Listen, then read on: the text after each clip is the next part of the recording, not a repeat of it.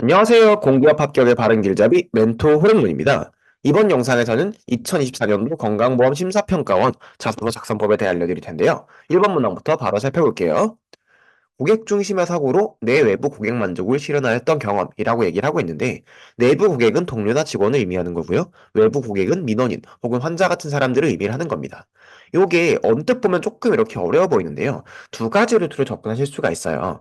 첫 번째로는 이제 여러분들이 내부 고객의 업무 편의, 즉 우리끼리 일할 때 조금 더 편하게 이제 할 수 있는 방법을 고안을 해냈는데, 그런 것들이 외부 고객에게까지 좀 편의를 추가적으로 제공해줬다라는 것들이 있을 수 있죠.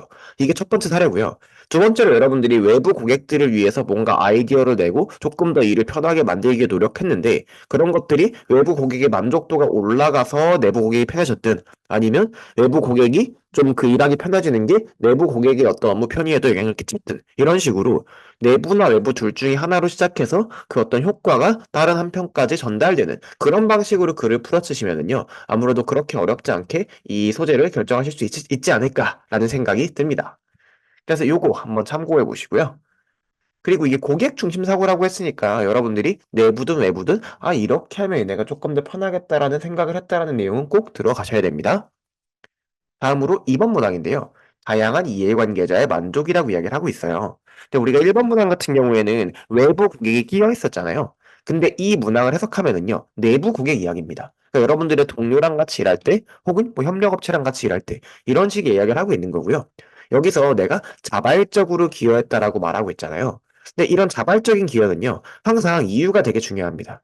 여러분들이 딱히 얻을 이득이 없음에도 불구하고 그냥 스스로 뭔가 일을 한 거잖아요. 그럼 항상 뭘 물어보고 싶어요, 우리는? 왜 그랬니? 그러니까 이 왜라는 것을 꼭 적어주셔야 되고요. 또 가장 대표적인 경험이라고 했기 때문에 되도록이면 직접적인 성과까지 나오시면 좋을 것 같습니다.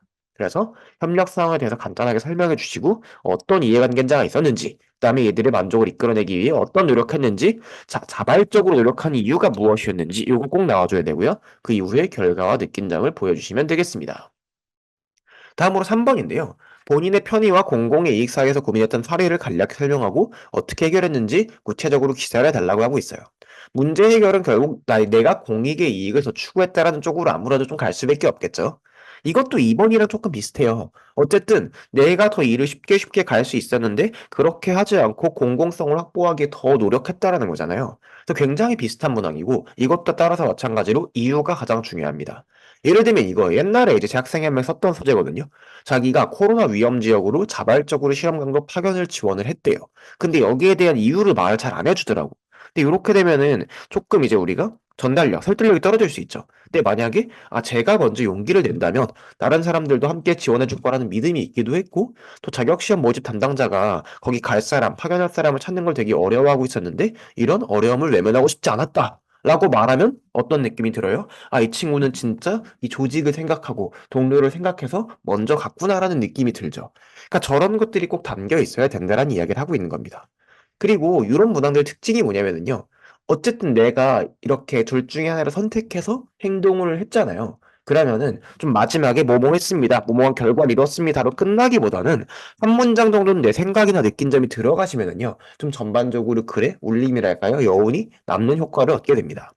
그래서 들어가야 될 내용은 내가 좀 편하게 일할 수 있었는데 공공의 이익을 추구했던 경험이니까 어떤 게 충돌하고 있었는지, 그다음에 내가 편의를 지켰을 때 어떤 이득을 얻을 수 있었는데 그럼에도 불구하고 공공의 이익을 선택한 이유는 무엇인지, 또 어떤 노력을 했고 결과와 느낀 점을 적어주시면 되겠습니다.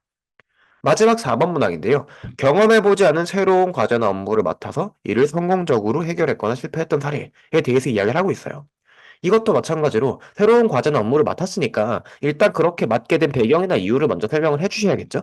그래서 이거를요, 공식처럼 이해하세요. 여러분들이 어떤 행동을 했다, 무엇을 할 것이다라고 말한다면요, 왜 그렇게 했는가에 대한 건 그냥 기계적으로, 그냥 공식처럼 외워서 꼭 적어주시면 좋습니다. 이건 자소서가 아니라 면접도 마찬가지고요. 제가 이렇게 자소서 가이드를 통해서, 강의를 통해서 여러분들한테 이런 논리의 흐름을 가져가야 된다고 말하는 것들은 거의 면접 때도 똑같이 적용된다라고 보시면 되겠습니다. 성공과 실패가 조금 접근 논리의 차이가 있어요. 먼저 여러분들이 성공 사례를 쓰는 경우에는요, 어려움이 있었겠죠. 새로운 거니까. 근데 여러분들이 엄청난 노력을 해서 그 어려움을 극복을 했을 거예요. 그렇죠?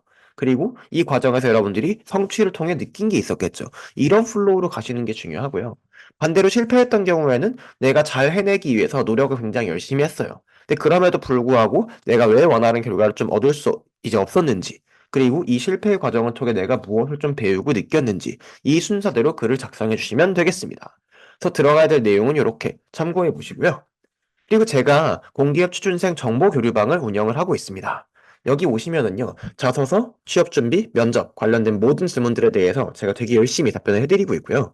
저 같은 경우는 실제 이렇게 외부 면접위원이랑 자소서 평가위원으로 활동을 하고 있어요. 그렇기 때문에 여러분들이 좀, 실제 면접관은 좀 어떻게 생각할까? 이런 부분에 대한 조언도 드릴 수 있을 것 같습니다.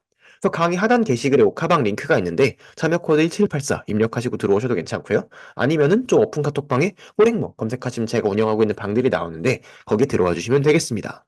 네, 지금까지 멘토 호랭몬이었고요. 건강보험 심사평가원 지원하시는 모든 분들 좋은 결과 있으시길 응원하고 있겠습니다. 감사합니다.